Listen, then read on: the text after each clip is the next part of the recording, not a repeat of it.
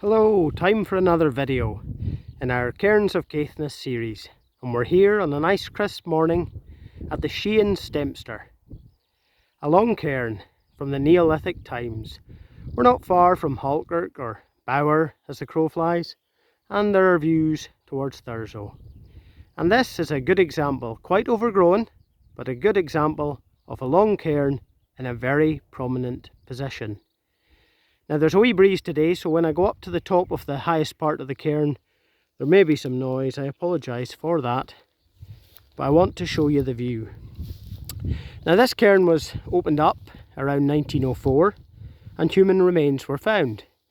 A crouched skeleton was found in a corner of the chamber within a small setting of stones, and the thinking is that that burial came after the original use of the cairn had ceased.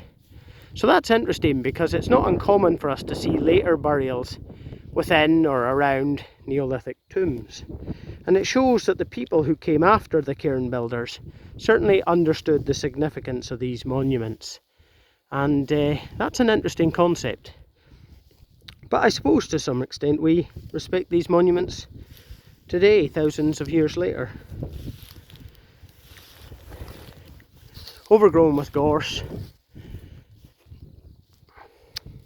When it was excavated, when it was opened up, it was interesting because they found that the floor of the passageway and the chamber were paved in Caithness flagstone.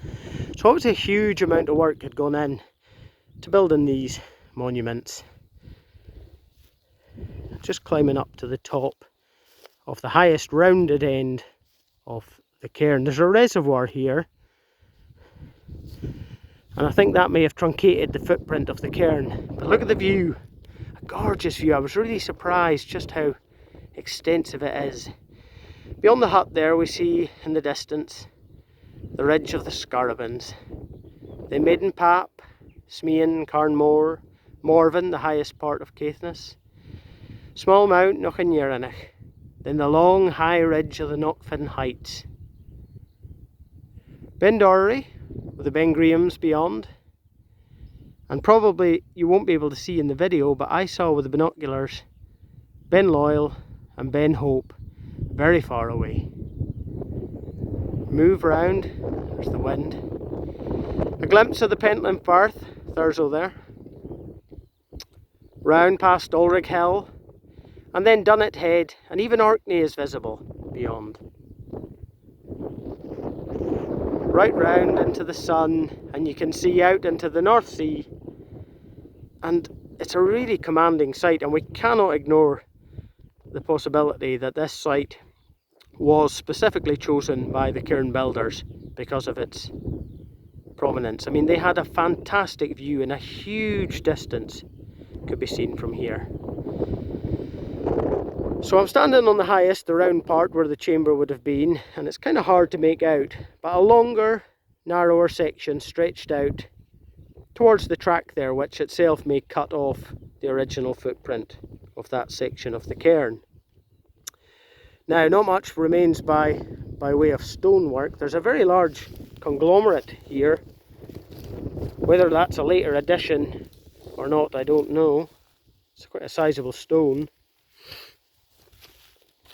There may be more chambers to this cairn. The original excavation didn't leave an awful lot of notes. There are some watercolour drawings that are well worth seeing. They're online, and they show the position of the burial that was found. There's another large stone from a Caithness flagstone along here, and that's pretty much all I could see.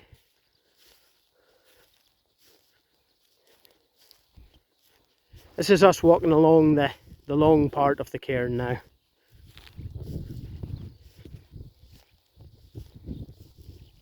So there's a large stone, and that's made from Caithness flagstone, which is more typical of the building material that these monuments were constructed from in this part of the county. They're readily available and easily split flagstone, ideal for building.